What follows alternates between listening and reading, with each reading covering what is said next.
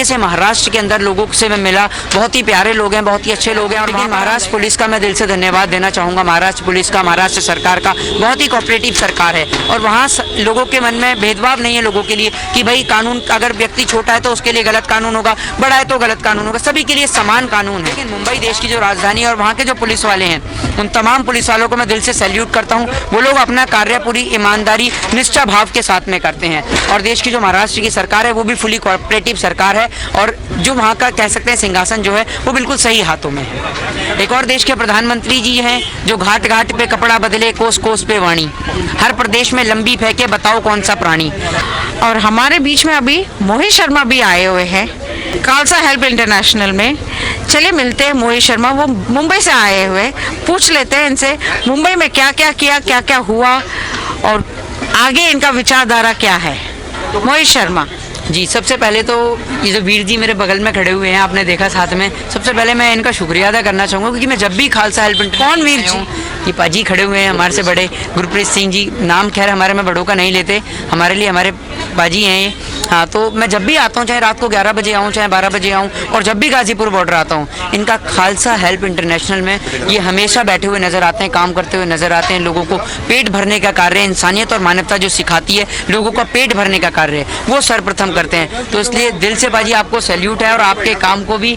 और मैं आपसे कहता हूँ कि वाहिगुरु आप जैसे लोगों को लंबी उम्र दे, और आप जैसे लोगों को अगर इस दुनिया पे और भी लोगों को ऐसे बनाए तो देश के अंदर मैं मानता हूँ कि कोई भी भूखा नहीं सोएगा। नहीं, करेक्ट, बिकॉज कल रात को 10 बजे थी यहाँ पर, मैंने इनका हॉस्पिटल का जो डोनेशन आया था उस समय मैं मौजूद थी।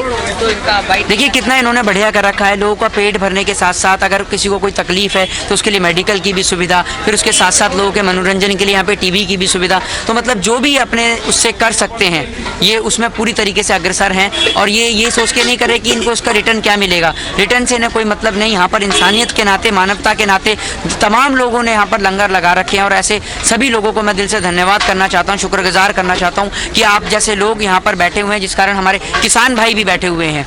तो आप लोगों का दिल से शुक्रिया अदा है। फिर आप बात करते हैं मुंबई की। मुंबई में गया, मुंबई का सफर कैसा था, कैसा लगा मुंबई, सबसे पहले कैसा लगा मुंबई? देखिए मुंबई देश की आर्थिक राजधानी है, इस बात में कोई दोहराए नहीं है। और भारत देश का तो हर एक कोना बहुत ही प्यारा और सुनहरा है। भारत देश की हर एक जगह इतिहास में लिखने वाली है, और भारत देश के नागरिक भी हर जगह देखने वाले हैं। एक और देश के प्रधानमंत्री जी हैं जो घाट घाट पे कपड़ा बदले, कोस कोस पे वाणी, हर प्रदेश में लंबी फेंके, बताओ कौन सा प्राणी। शायद मेरे को नाम लेने की जरूरत नहीं है। मैं महाराष्ट्र गया तो महाराष्ट्र में अमिताभ बच्चन जी के घर के बाहर, सनी देओल, हेमा मालिनी और तमाम सेलिब्रिटियों के घर के बाहर हमने प्रोटेस्ट किया, जिस कारण हमें डिटेन भी किया गया। लेकिन महाराष्ट्र पुलिस का मैं दिल से धन्यवाद देना चाहूँगा, महाराष्ट्र पुलिस का, महाराष्ट्र सरकार का, बहुत ही कोऑपरेटिव सरकार है। और वहाँ लोगों के मन में भेदभाव नहीं है लोगों के लिए कि भाई कानून, अगर व्यक्ति छोटा है तो उसके लिए गलत कानून होगा, बड़ा है तो गलत कानून होगा, सभी के लिए समान कानून है। और अभी आपने देखा कि मुंबई में गया तो मैं मुंबई से वापस आया, मुझे किसी प्रकार की वैसे कोई तकलीफ खास हुई नहीं। लेकिन मुंबई देश की जो राजधानी है और वहाँ के जो पुलिस वाले हैं, उन तमाम पुलिस वालों को मैं दिल से सैल्यूट करता हूँ। वो लोग अपना कार्य पूरी ईमानदारी, निष्ठा भाव के साथ में करते हैं। और देश की जो महाराष्ट्र की सरकार है वो भी फुली कोऑपरेटिव सरकार है, और जो वहाँ का कह सकते हैं सिंहासन जो है वो बिल्कुल सही हाथों में है। मतलब सही हाथों में, किसके हाथों में? जो वहाँ पर गवर्नमेंट चला रहे हैं, क्योंकि वहाँ लोगों के मन में सबसे बड़ी बात हिंदू, मुस्लिम, सिख, ईसाई को लेकर नहीं है।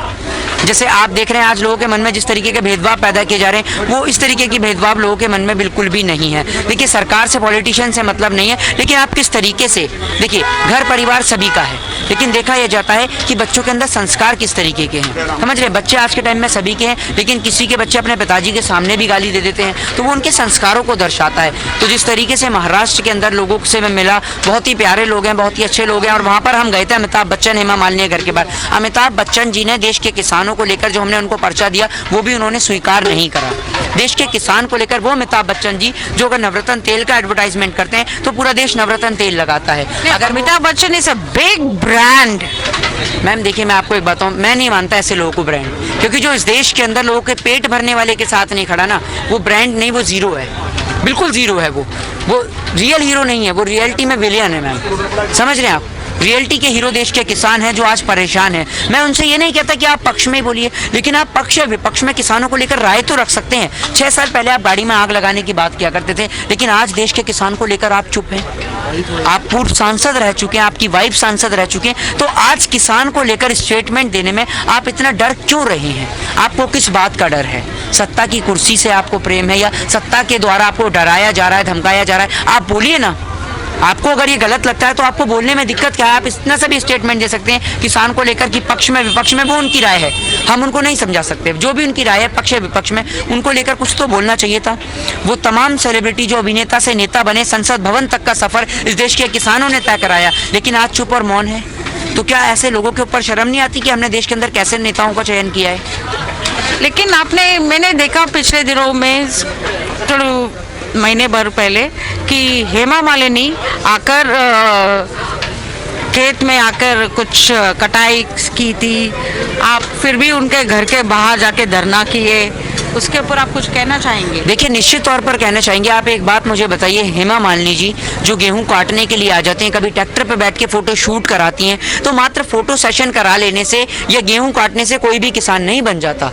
आप अगर ये समझ लें कि आपने अगर छत के अंदर पौधों को पानी डाल दिया तो आप किसान हो गए, ऐसे नहीं होते किसान। ये देखिए कि वो दिन में सुबह 4 बजे आपसे मिले मैं हेमा मालिनी? जी नहीं, बिल्कुल नहीं मिली, बिल्कुल नहीं मिली। न जाने इन लोगों को देश के किसान के नाम से कैसी नफरत है कि किसानों का ज्ञापन तक भी स्वीकार नहीं करते हैं इन जैसे लोग।